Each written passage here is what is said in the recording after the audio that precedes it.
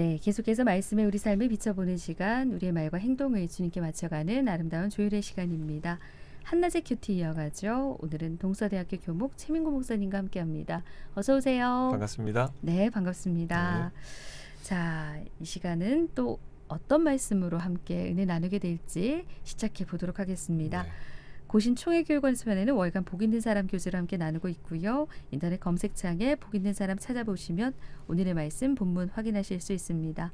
오늘 본문 제가 먼저 읽어드리고 이어가겠습니다. 오늘은 희년정신 두 번째 시간이고요. 묵상할 말씀은 레위기 25장 23절에서 34절 말씀입니다. 토지를 영구히 팔지 말 것은 토지는 다 내 것임이니라. 너희는 거류민이요 동거하는 자로서 나와 함께 있느니라.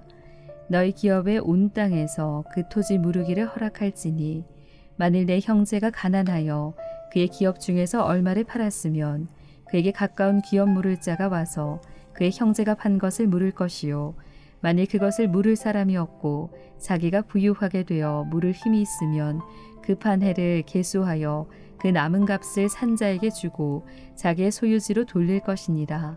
그러나 자기가 물을 힘이 없으면 그 판 것이 희년에 이르기까지 산자의 손에 있다가 희년에 이르러 돌아올지니 그것이 곧 그의 기업으로 돌아갈 것이니라.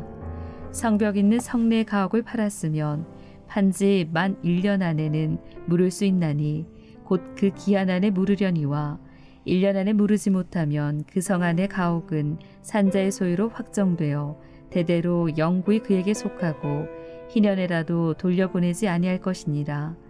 그러나 성벽에 둘리지 아니한 촌락의 가옥은 나라의 전토와 같이 물러주기도 할 것이요 희년에 돌려보내기도 할 것이니라.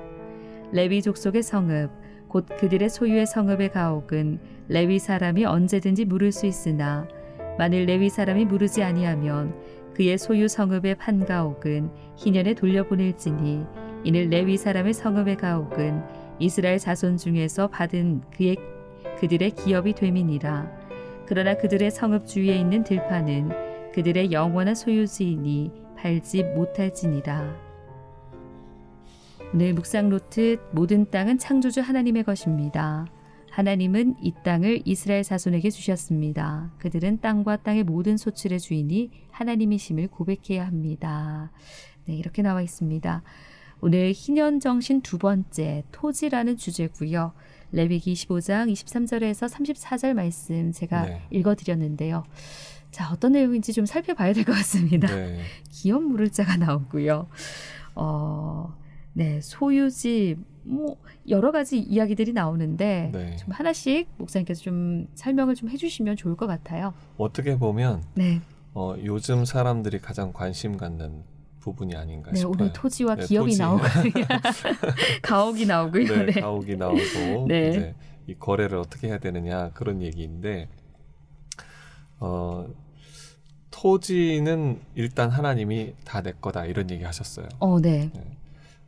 그리고 이제 그 토지를 이제 성 안에 있는 토지가 만약에 이제 팔렸다 그러면 이제 그 가까운 형제가 능력 있는 실력 있는 가까운 형제가 그 토지를 이제 대신 물러서 그러니까 대신 지불하고 다시 이제 도로 그 원래 주인에게 돌려줄 수 있다. 네. 이제 이런 얘기를 하고 있죠. 그 룻기에 보면 이제 보아스가 엘리멜렉의 집안에 그 어려움 그 무너져가는 집안을 이제 기업 무르기 했던 것처럼 네. 그렇게 이제 돕는 그런 정신을 이제 얘기를 하고 있죠. 그리고 여기 보니까 희년 얘기를 하고 있어요. 네. 뭐 이웃 그 가까운 이웃이 능력 있는 이웃이 없다. 본인이 할 수도 없다. 그러면 이제 50년 지난 이후에 희년 되면은 50년째에 이제 돌아갈 때까지 기다려서 그렇게 다시 물를 수 있다. 뭐 그런 얘기를 하는데 네. 여기 가옥 얘기가 또 나와요. 네. 29절에 보면 성벽 있는 성 내에 가옥을 팔았으면 네. 근데 땅하고 이 가옥은 조금 다르게 얘기를 하고 그러니까요. 있어요. 만약에 그렇게 팔렸으면 1년 안에 무를 수 있는 기회를 주지만 만약에 1년 안에 다시 무르기가 안 되면 산자의 소유로 확정되어서 여기서는 대대로 영구히 그에게 속한다 이렇게 얘기를 했어요. 네. 어떤 면에서는 이제 일정 부분 그러니까 토지 외에 토지를 근간으로 하고 있는 그 위에 세워지는 어떤 물건에 대해서는 사유재산을 인정한 것처럼 이렇게 네. 보입니다. 유산 상속도 인정을 하고 있고 그래서 대대로 물려준다는 표현을 하고 네네. 있는 거죠. 그러니까 일정량 성경은 어느 정도 사유재산도 인정하고 그러면서도 하나님의 것이 있다고 하는 이제 기본적인 전제를 하고 있어요. 네. 우리가 이제 역사적으로 굉장히 오랫동안 싸웠던 것이 뭐냐면 공산주의와 자유민주주의에게 전쟁이 네. 계속됐잖아요. 우리나라도 그래서 이제 이분화되어 있는 건데 공산주의가 참 좋죠. 함께 생산해서 똑같이 나눠서 네. 먹자. 너무 좋은데 이상은 너무 좋은데 실제 해보니까 다 실패한 거예요. 북한도 실패했고 중국도 실패했으니까 시장 경제를 받아들여서 이렇게 넘어왔고 그러니까 그런 이상은 좋았는데 이제 실패한다고 하는 것이 뭐냐 했을 때 하나님이 계시지 않았다는 거예요. 하나님이 계시지 않았다. 여기도 보면 토지가 누구 거냐? 하나님 거라는 거죠. 네. 그게 어떤 인간의 개인의 것이 아니라 하나님의 것이다. 네. 그리고 자유민주주의가 뭐 완전하진 않지만 그나마 조금 이렇게 사람들이 살 수 있는 그런 좋은 어떤 시스템이 됐잖아요. 근데 거기도 하나님이 없는 자유민주주의는 또 문제가 많이 발생될 수밖에 없는 거죠.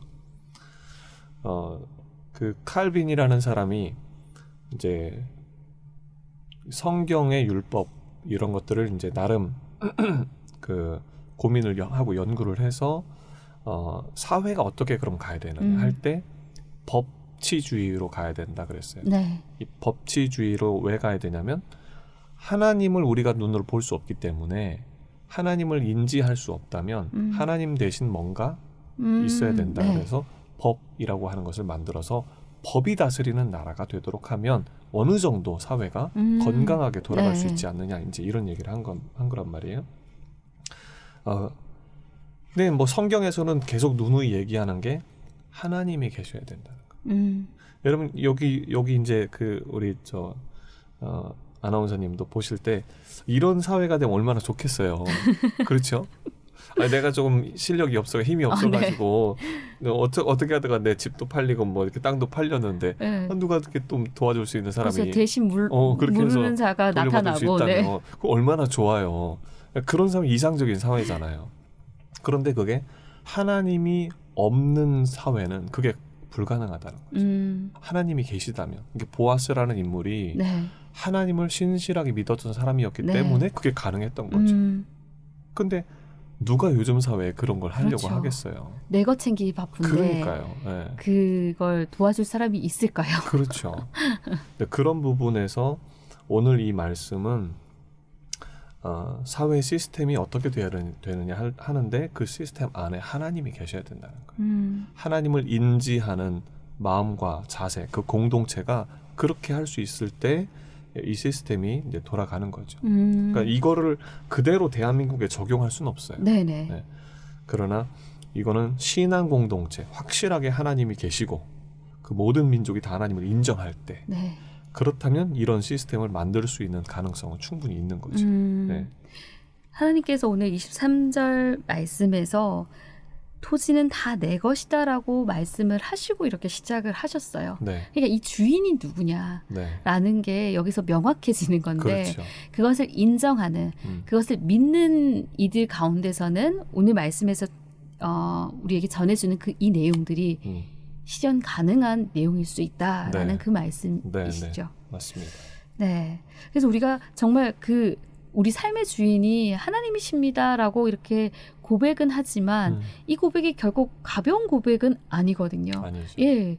다 삶의 모습을 봤을 때는 전부 모두 다 주님 것입니다라고 하지만 모두 다 내 것입니다로 살고 있는 모습이기 때문에 교회 안에서도 네, 네. 그래서 이 모습이 정말 우리가 생각하는 누군가 어려운 주변에 그 공동체 안에서 교우가 있다면은 기꺼이 내 것을 내어주면서 도와줄 수 있는 그 공동체가 하나님이 만드신 그 공동체 에서는 가능할 수도 있다. 네. 이 말씀 네. 굉장히 이상적이게 들리지만 그런 공동체면 참 좋겠다라는 네. 생각도 드네요. 지금 뭐 우리 사회가 문제가 많잖아요. 여러 가지로. 네. 특히 대한민국에서 제일 어려운 문제가 자녀 출산 문제. 점점 이제 전 세계적으로 가장 출산율이 낮은 네. 이제 국가가 대한민국인데 이 문제를 국가도 지금 해결을 못 하고 있어요. 그러니까 어디서 해결을 할 수 있느냐. 사실은 신앙 공동체에서는 이게 가능해요.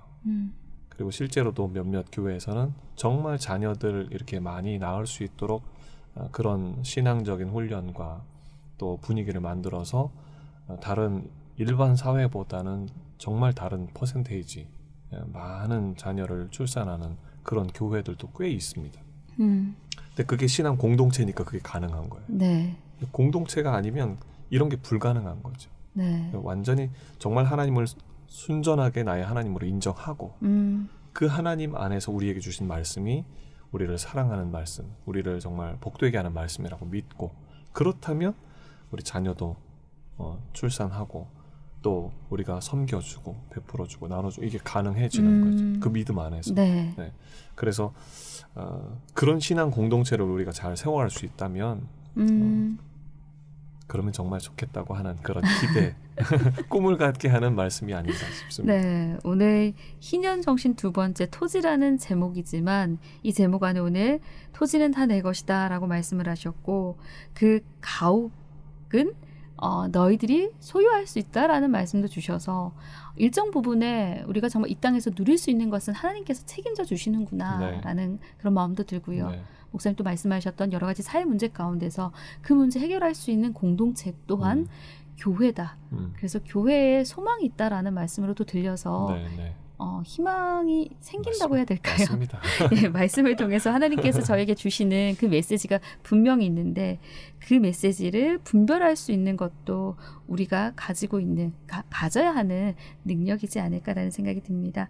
그래서 레위기 말씀 하나하나 이렇게 나누면서 드는 생각이 그 시대의 말씀이 아니라 지금 오늘을 살고 있는 우리에게 이 말씀을 통해서 어떤 메시지를 주시는가 이것들 우리가 정말 잘 알아야겠다라는 생각이고요. 오늘은 목사님과 레위기 25장 23절에서 34절 말씀으로 함께 묵상했습니다. 여기까지 하겠습니다. 한낮의 큐티 동서대학교 교목 최민구 목사님과 함께했습니다. 오늘도 귀한 말씀 감사합니다. 감사합니다.